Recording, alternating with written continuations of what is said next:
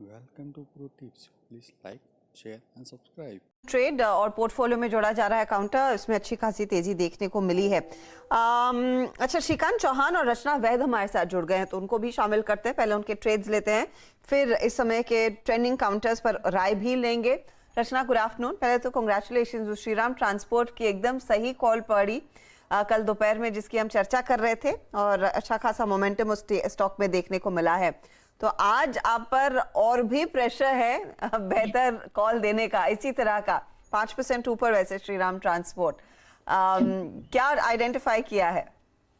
Ji, thank you so much. और कोशिश यही रहेगी कि हम आउट परफॉर्म करते रहे अपनी कॉल्स को। नेवरदलेस मेरा इस वक्त जहाँ पे नजर है मेरी, वहाँ पे एक पीवीआर का काउंटर है फ्यूचर्स पे।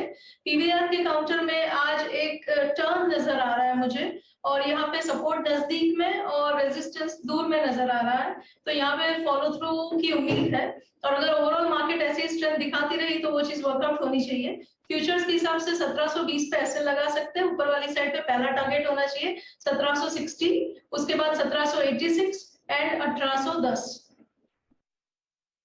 आए हैं पीवीआर पर। पहला 1760 और उसके आगे 1786, और ये लेवल्स पार करे तो 1800 के पार जाने की भी क्षमता है पीवीआर की। क्योंकि हम श्रीराम ट्रांसपोर्ट की बात कर रहे थे, मैं आपको याद दिला दूं कि कल दोपहर में बीटीएसटी के तौर पर आखिरी 15 मिनटों में रचना ने दरअसल एक ट्रेड दिया था।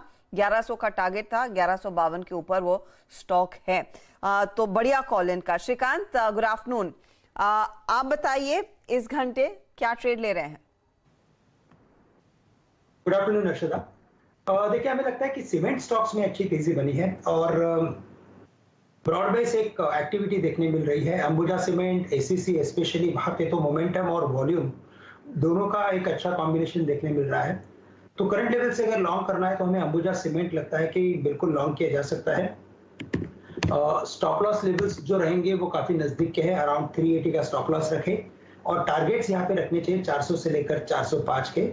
साथ ही साथ हमें लगता है कि बजाज ऑटो पे भी फोकस करें, क्योंकि ये भी स्टॉक अपनी स्विंग हाई को क्रॉस करके एक काफी हाई फ्रीक्वेंसी के ट्रेड के अंदर एंटर कर रहा है। तो करंट लेवल से अगर बजाज ऑटो को लॉन्ग करते हैं तो यहाँ से हमें लगता है कि ये भी स्टॉक शायद 3950 के लेवल्स दिखा सकता है। तो करंट लेवल से बजाज ऑटो को अगर लॉन्ग करेंगे तो स्टॉप लॉस रहेगा यहाँ पे 3830 का, और टारगेट्स रहेंगे 3950 से लेकर 4000 की।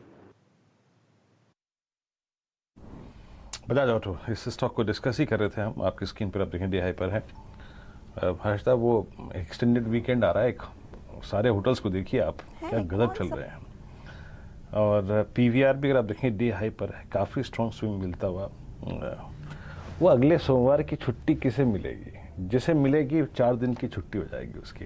क्या, छोड़िए इस बात को। रिलायंस डी हाई पर है आपकी स्क्रीन पर 2752।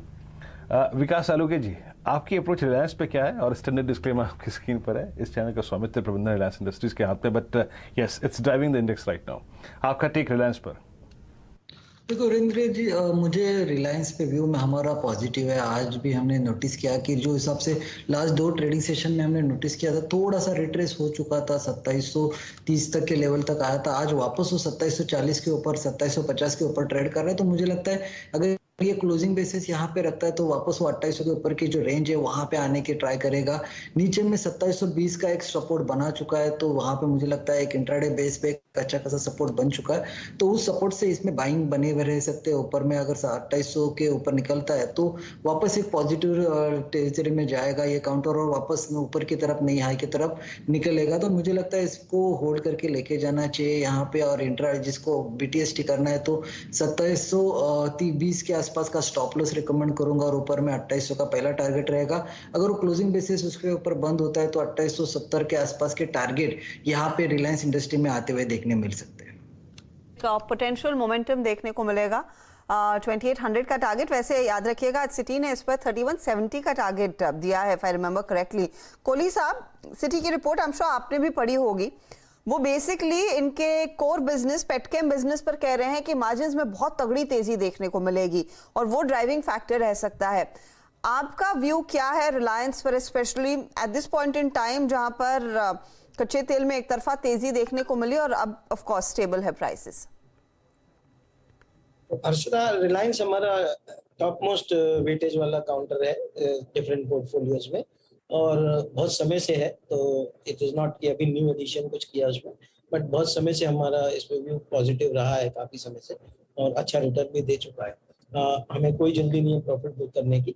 हमारा भी यही मानना है कि ये जो ट्रेडिशनल बिजनेस जिसको ऑलमोस्ट लोग भूल गए थे कि ऑयल एंड गैस, क्योंकि रिलायंस की जब भी बात पिछले 1 साल 1.5 साल में हुई है वो सिर्फ जियो को लेकर या रिटेल बिजनेस या फिर मोनेटाइजेशन के ऊपर बात हुई, तो ऑयल केमिकल बिजनेस के बारे में बात लोग ऑलमोस्ट भूल गए थे, वो अब वापस आ रही है।